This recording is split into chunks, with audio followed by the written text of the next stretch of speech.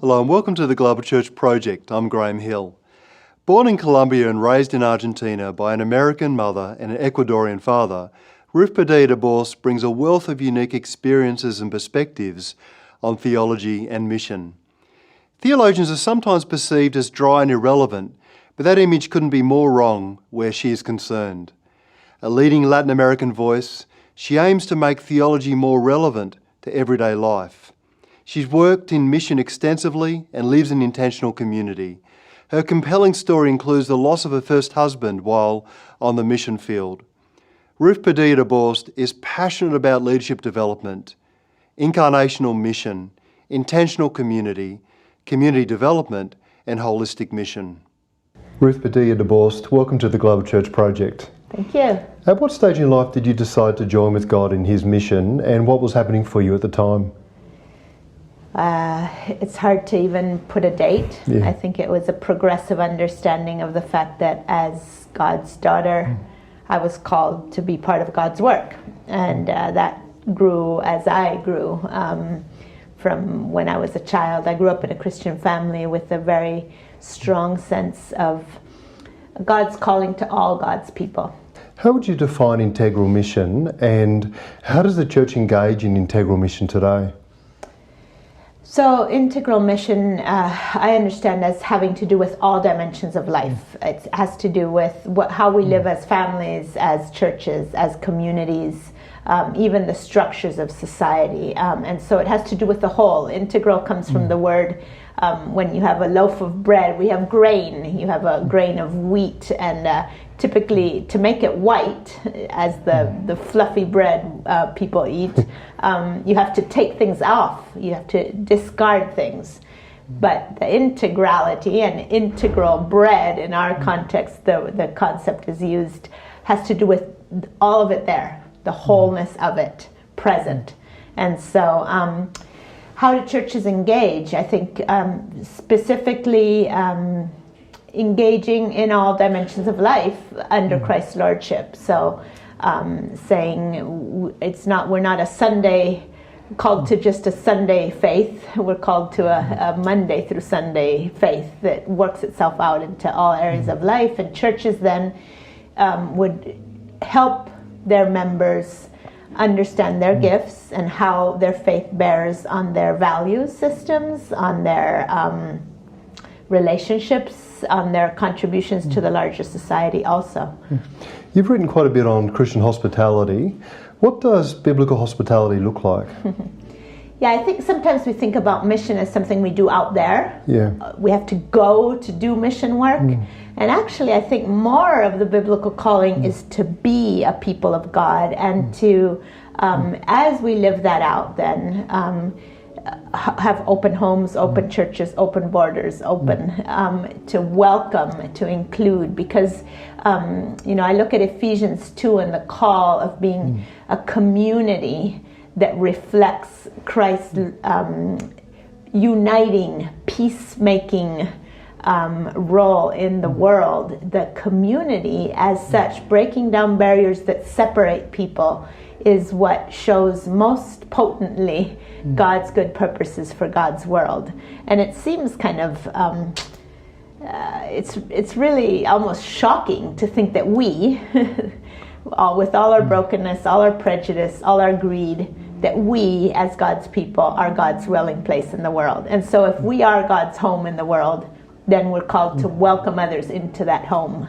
And you've said that hospitality involves building homes and living sustainably in them, our relationships, our care for creation, seeking the welfare of the city. Can you unpack some of those ideas for us? Yeah, I'm really struck by the biblical imagery, particularly in this case. I was probably referring to Jeremiah 29 and the call to a people in exile, being held by their enemy forces, being uprooted from their land. Their idea of well-being, of goodness, could have been to return to, so they weren't very present in the land of exile. And yet God says, have children, have grandchildren, let your children marry and have grandchildren, plant and eat the fruit. A fruit tree doesn't yield fruit for several years. until you can enjoy the fruit of a tree, it means strike roots. It means really belong. It means engage, and then pray for the city, the peace of the city where you're located, because the peace of the city is in the peace of the city is your peace. So you're intertwined with these people that you consider enemies. You're actually called to be a part of that place and to be to reflect God's the values of God's kingdom in that place. So it's an amazing call. How do we welcome unexpected guests to God's multifaceted, multicultural banquet table?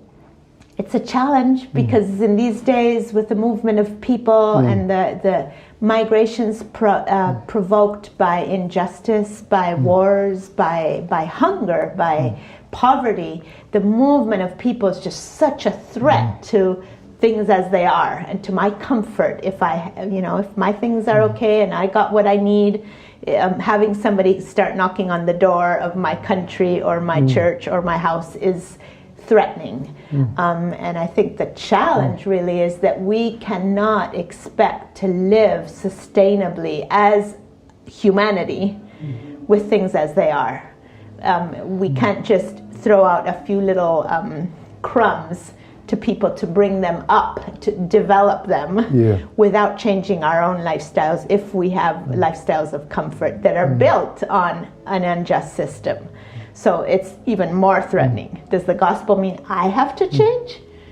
Does it mean I have to maybe let go of some things, of some of the privilege accumulated through ages of, some of us with opportunities for education and such? We have a capital that we take for granted. And does it mean I just try to give to others to bring them up to my level? That's unsustainable. The world cannot sustain the lifestyle of much of the West and North without surrendering something.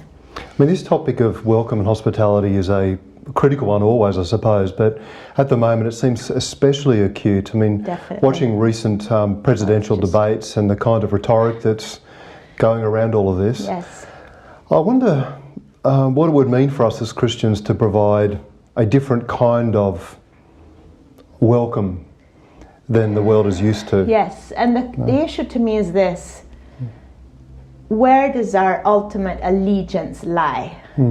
Is our allegiance to some humanly constructed nation state with all its institutions and its tight borders? Or is our allegiance as sons of and daughters of the Lord, of all people, is our allegiance to a kingdom that transcends those nationalities? And then, if that's the grounds for our core identity, then probably we need to start questioning policies and actions and attitudes and values that are excluding people. And I know I've been challenged on this because people say, oh, so then you think we should just open our borders and then what do we do? And yes, we will have to grapple with the reality that the structures of the world as it is are not sustaining life for all people. And a few people are very comfortable, and most people are dying either with hunger or war or injustice or lack of opportunity for jobs. And so I think Christians should be at the forefront of questioning anything that's depriving all people of the abundant life that God intends for all people and the whole of creation. I mean, this debate is a very hot one in my country, Australia, as well, as you probably know. And I sometimes think that it isn't just that the people who are coming look different than us and speak different languages, but also they hold different belief systems, different religious systems, for instance. And it concerns me that often the church can be seen to be at the forefront of unwelcome. Yes. And I find that disturbing, and it relates to a lot of the issues that you're talking about. Right. I think the issue, yes, definitely.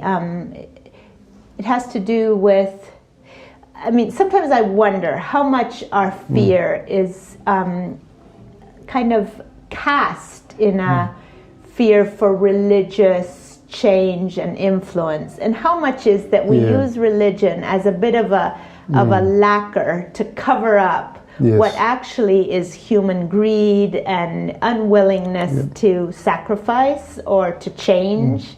So I wonder at that, you know. And so is our... And the fact that Jesus and the early church, the model of living is one where people were willing to let go in some way. Jesus himself gives himself away so fully. What does it mean then to follow in Jesus' footsteps? What's a third culture lifestyle, and how does that affect the way in which we do fellowship and mission today? A third culture lifestyle, yes. So I grew up between worlds. My mother is from the U.S., my father's from Ecuador. I grew up in Argentina. I've lived in Ecuador, in El Salvador, in Costa Rica. I've had to live, I live in between worlds. I'm fluent in English, but my culture is more Latin. And I think that's taught me a bit about this, where our core belonging is. Again, are we just constricted to live within the bounds of one defined cultural milieu, or are we called to build bridges and go beyond it to an allegiance that is more powerful and more significant and more defining of our values and of our lifestyle? And the question again, more I'm detailed. wondering how it affects the way in which we engage in fellowship and mission, and even our construction of our identity in Christ. Right. So that I think I addressed the issue of identity then, having to pull, in a way, in my personal experience, having to pull these different backgrounds together into one whole. Was the work of the Spirit in me, releasing some prejudices. I grew up very angry at the U.S. because I was in Argentina watching the devastation wreaked by political interventions all around Central America, Latin America, military dictatorships supported by the U.S. And I had a mother from the U.S. I was partly that. So how do I put together this in myself? That was God's work of reconciling inside to put my identity together in as God's daughter. But then I think then the issue is, can we... So some of us will probably be more adept at building bridges. But I think the challenge and the opportunity of all this migration and movement of people, which some can perceive as such a threat, can also be such an enriching experience, because we all experience God in ways that are related to our culture and our context and our personal experience. And so if we can offer that to one another, our God grows. Not God, but our perception of who God is and how God works, and the multiplicity, the diversity of expressions that are God's way of also connecting with humanity through culture and art and music and perspectives on things. And so if we can release some of our tight, constructed selves built around nationhood and social class and such, then we can open ourselves up to a much richer experience of God and of our calling. What do you think are some things that the majority world and diaspora communities can teach Western Christians today? I did an interesting little piece of research once with churches, interviewing pastors and leaders from churches in North America, in the U.S. specifically, and migrants from Latin America that had come, Christians who had come into those churches, and asking that very question. And very clearly, it was a sense of community. The migrant from Latin America coming into a very individualistic society that is also marks the church, this individualism. People share a cup of coffee after church and then they're gone, and that's it.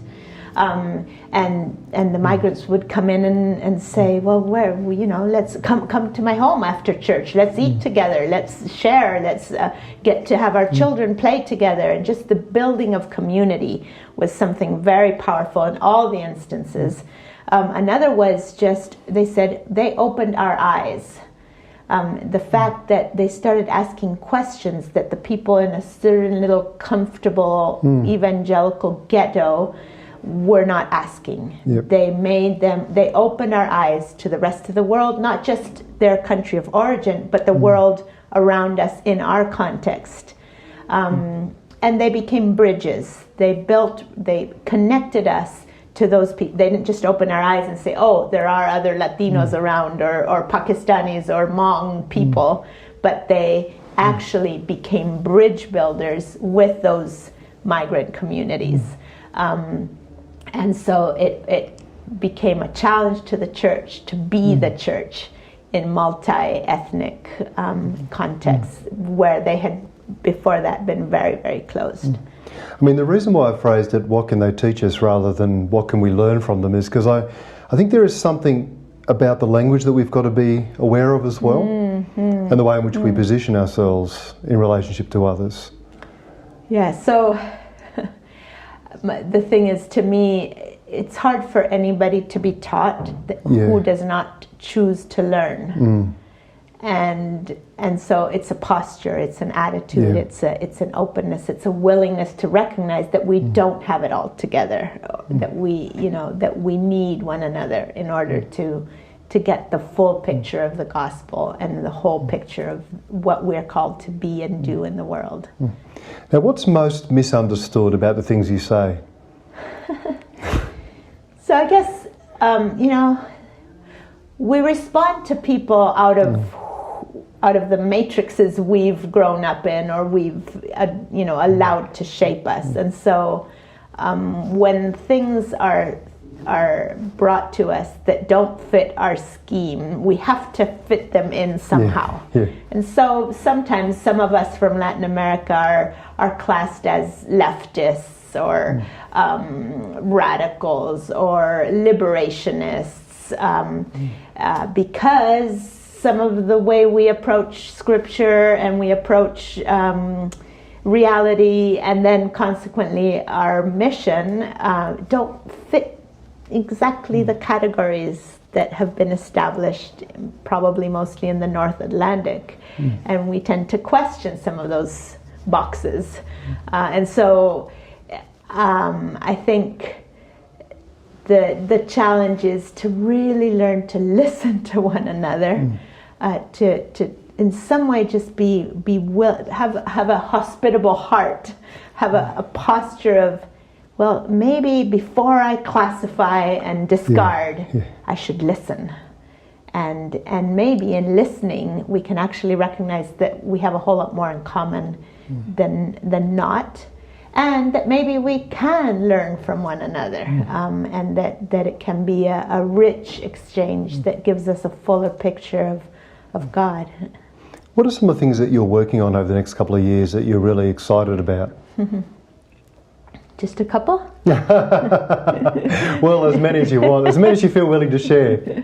Well, no, I'm we're involved, my husband and I and a team, we're involved in theological formation. We call it that. It's not your classic theological education in an academic setting. It's and it's not organized as classic theological education is around these kind of Euro inherited categories: hermeneutics, homiletics, Old Testament, New Testament, and each one in its own little silo. It's organized around life. So our whole curriculum our courses are organized around family, work, society, and church. And so I'm just very excited to continue with this, both a master's program and a certificate level program that are influencing the church around Latin America, and strengthening a broader perspective of the gospel and mission, and who we are as God's people in God's world.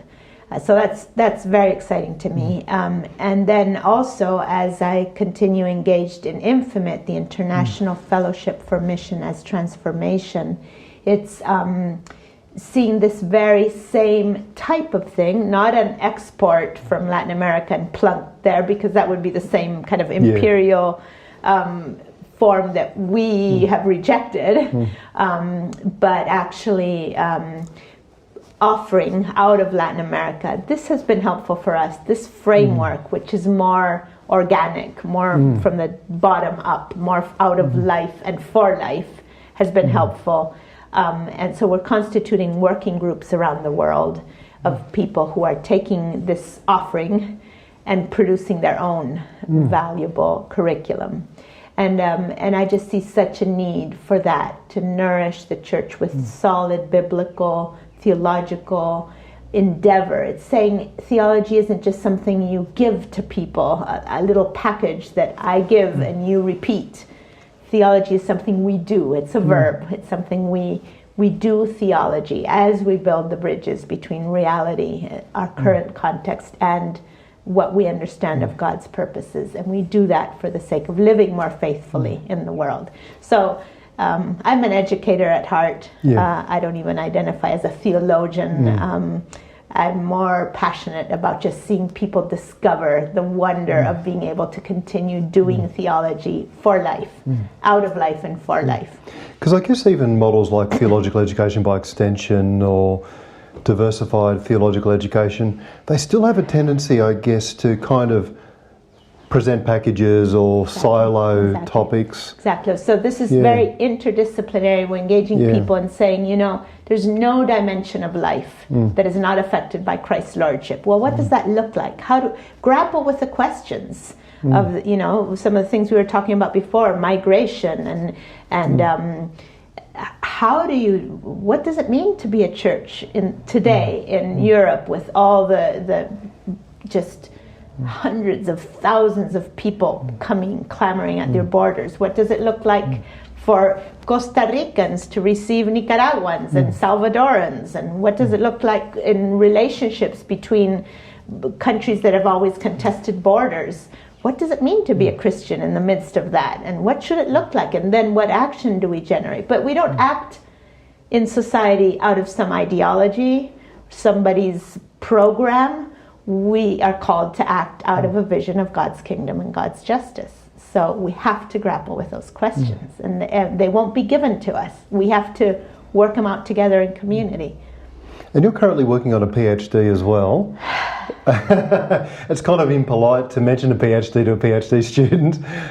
What is the topic that you're working on your PhD? So I'm working on a PhD at Boston University, and it's in missiology and social ethics. And I'm actually looking at this very program that we're currently running, but I'm looking at the roots of it.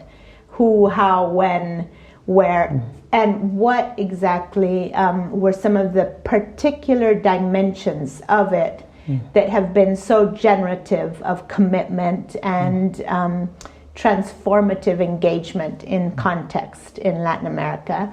As a bit of a grounds to say, look at and make a proposal regarding some of those core ingredients and postures that are essential if theological education is actually going to produce transformation and not just remain in the halls of knowledge and in books and libraries. Is there anything else you want to say to us today? Let's, no matter where we are, who the we is, if the we is somebody in the north or the south or the east or the west, I guess my prayer, my yearning is that we be willing to submit to the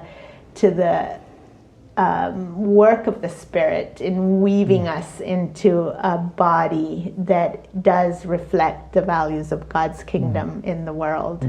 And is open to welcoming people who are different, and that it is in that community, which is very clear about its identity, but has very porous edges. It's centered on Jesus, but not bounded by church affiliations or such, that it's that body that will reflect God's love in the world and contribute to God's purposes. Well, thank you for joining us at the Global Church Project. Thank you. The Global Church Project is located at www.theglobalchurchproject.com. On our website, you'll find a wide range of interviews and resources for colleges, universities, and churches. I look forward to your company next time. From me, goodbye.